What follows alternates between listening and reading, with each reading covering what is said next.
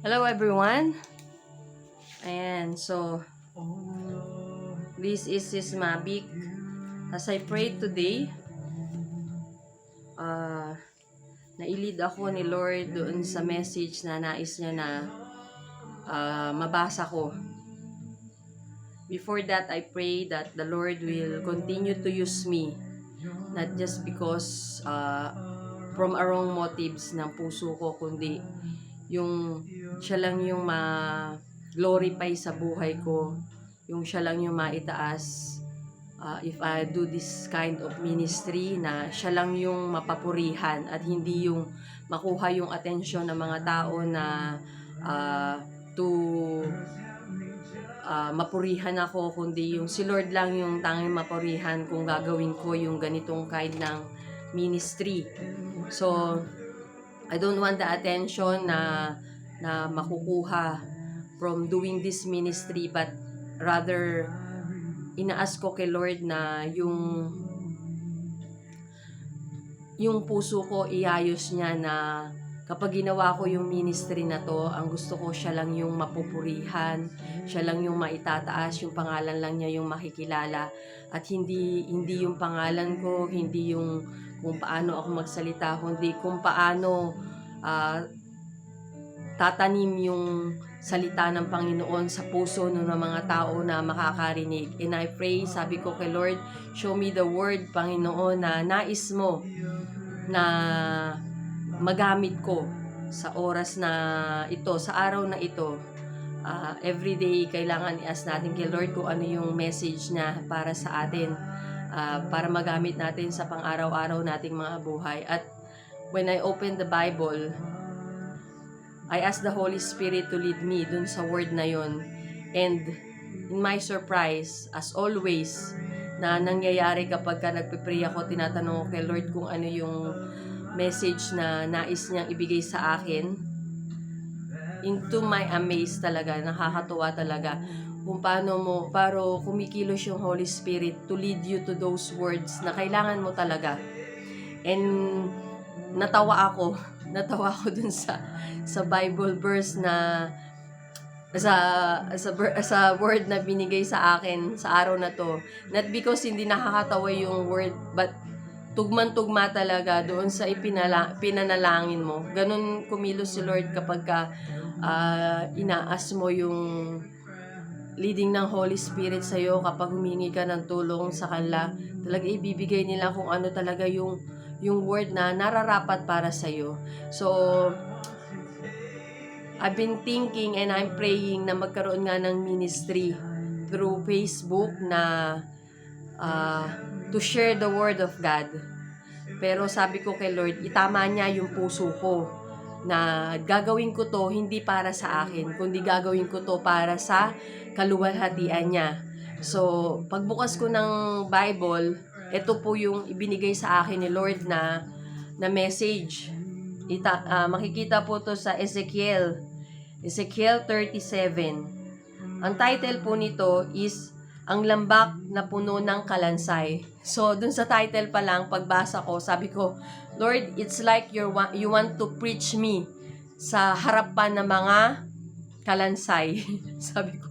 So, and then I realized na doing a ministry sa Facebook na to is like preaching dun sa mga kalansay talaga, sa harap ng kalansay, kasi we never know kung sino yung makakakita o makakarinig ng mensahe na to.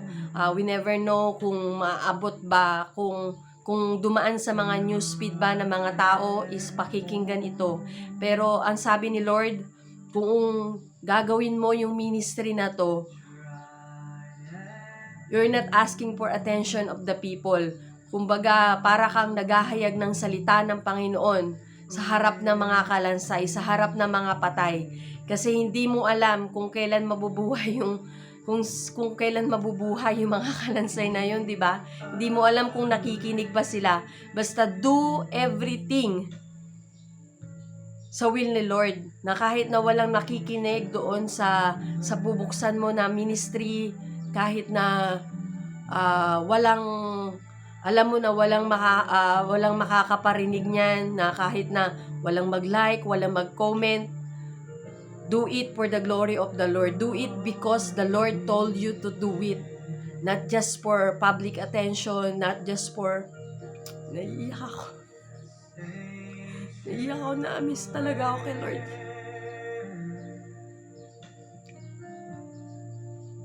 Do it because the Lord told you to do it. Not for anything else. But it was the Lord who told you to do. Nakaka-amaze ka, Lord. Thank you, Lord, for leading me, Panginoon. Thank you, Lord, for using me.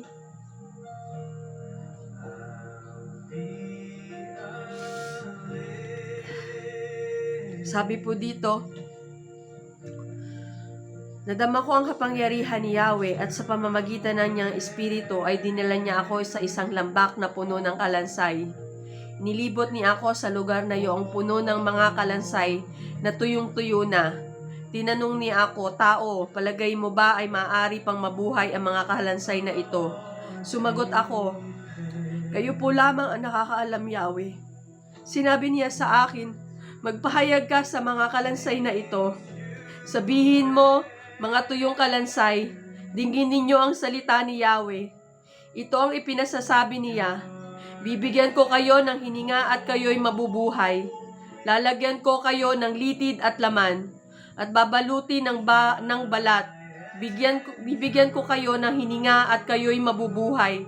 Sa gayon, makikilala nilang ako si Yahweh. Nagpahayag nga ako tulad ng utos sa akin. Nang ako'y nagsasalita, nagkaroon ng malakas na ugong at nabuo ang mga kalansay. Nakita kong sila'y nagkaroon ng litid at laman. Nabalot sila ng balat, ngunit hindi pa humihinga. Sinabi sa akin ni Yahweh, tao, tawagan mo ang hangin sa lahat ng dako. Sabihin mong ipinasasabi ko, hangin, hingahan mo ang mga patay na ito upang sila'y mabuhay. Nagpahayag nga ako at pumasok sa kanila ang hininga. Nabuhay nga sila at nagtayuan. Sila'y ubod ng dami, parang isang malaking hukbo. Sinabi sa akin ni Yahweh, tao, ang bansang Israel ay tulad ng mga kalansay na ito. Sinasabi nila, tuyo na ang aming mga buto. Wala na kaming pag-asa. Lubusan na kaming pinabayaan. Kaya nga magpahayag ka, sabihin mong pinasasabi ko, bayan ko, ibubukas ko ang iyong libingan. Ibabangon ko at iuwi sa inyong bayan. At kung maibukas ko na ang iyong libingan at maibangon ko kayo, makikilala ninyong ako si Yahweh. Hihingan ko kayo upang kayo'y mabuhay at babalik ko kayo sa inyong sariling bayan. Sa gayon, malalaman ninyo na akong si Yahweh ang nagsasabi nito at ang aking gagawin. Thank you, Jesus. Purihin ka, Lord, sa pagkakabasa ng iyong salita, Panginoon. Tunay nga, O Lord, that only you, O God, ang makakapagbigay ng buhay, Panginoon.